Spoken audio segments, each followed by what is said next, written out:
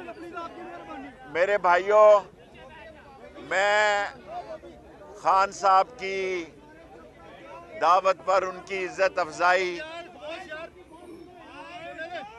Zaman park पहुंचा हूं।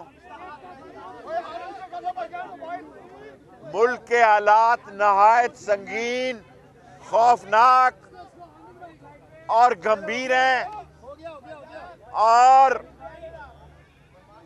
ये जो मोहसन नकवी एक अपॉइंट किया गया है, आसफ जरदारी गैर मुल्की दहशतगर्द तंजीम के जरिए इमरान खान की जान पर दोबारा हमला करने वाला है।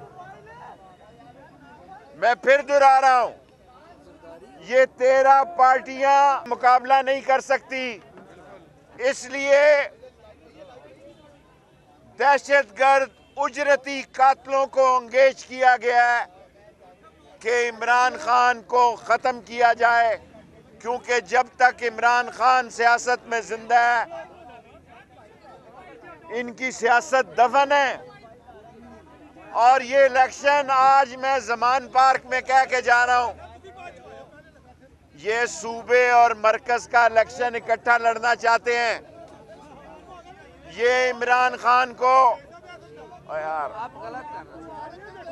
ये इमरान खान को नाअहल करार देना चाहते हैं, ये इमरान खान की जान लेना चाहते हैं। आखिरी बात सुन लें, अगर आप खामोश नहीं रहेंगे तो मैं बंद कर दूंगा। मैं खान साहब के कहने पे जो बात मैंने इमरान खान से की है वही मैं कौम के सामने कर रहा हूं, क्योंकि मैं ये दयानतदारी से समझता हूं कि ये JIT जो बनी है उसको क्यों खराब किया गया, ताकि कौम हकीकत ना जाने। हकीकत ये है कि कौम इमरान खान के साथ है और ये 13 पार्टियां इलेक्शन से भाग रही हैं। और अगर इमरान खान को गिरफ्तार करोगे तो ये उसकी खिदमत करोगे, कल करते हो आज कर लो।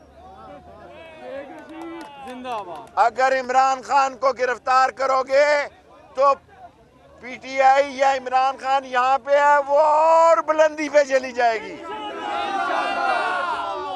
इलेक्शन करवाओ, मुल्क को आज यार इधर आ जाओ तुम। 250-55 का डॉलर छोड़ोगे तो पेट्रोल क्या होगा। वो इत्तफाक फाउंड्री का मुंशी इसहाक डार वो कहता था मैं $200 से कम करने आया हूं, आज $255 का खुद एतराफ कर रहे हैं कि हमने छूट दे दी है। 255 रुपए 70 पैसे की। मेरे भाइयों, गरीब मर रहा है, गरीब के लिए बाहर निकलने के लिए लाहौर निकलो, तैयारी कर लें। मार्च अप्रैल में इनका ईट खटक्का कर देना है। लाहौरियों तुम निकलोगे तो मुल्क आगे तरक्की करेगा। लाहौरियों, इमरान खान की जान को आसफ जरदारी और दुनिया की दहशतगर्द तंजीमों से खतरा है। लाहौर तैयार हो जाए।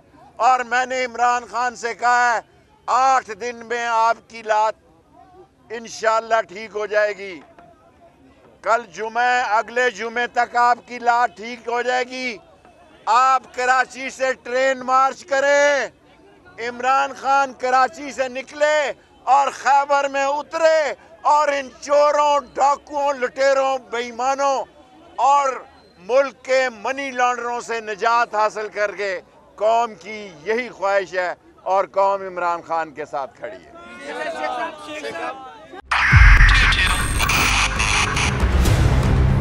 2022 बहुत सारे तोहफे भी देके गया पाकिस्तान की आवाम को। पाकिस्तान की आवाम को एक तोहफा ये दिया कि आवाम को पता चल गया कि पाकिस्तान का मीडिया क्या है। साल 2022 में सबसे ज्यादा देखे जाने वाला चैनल बोल न्यूज रहा नंबर 1। हमने बहुत सारे शोज और ट्रांसमिशंस की, पूरा साल मुसलसल जदोजहद में निकल गया कि ये वोट ऑफ कॉन्फिडेंस के पीछे कौन लोग थे। तोड़े रेटिंग के सभी रिकॉर्ड। सोशल मीडिया पर भी सबसे ज्यादा तेजी से 2.4 बिलियन व्यूज का संगे मील अबूर किया। एंकर्स को भी आवाम में सबसे ज्यादा मकबूलियत मिली और सोशल मीडिया पर भी बोल रहा सब पर भारी। सब्सक्राइब करें और बेल दबाएं ताकि कोई खबर रह न जाए।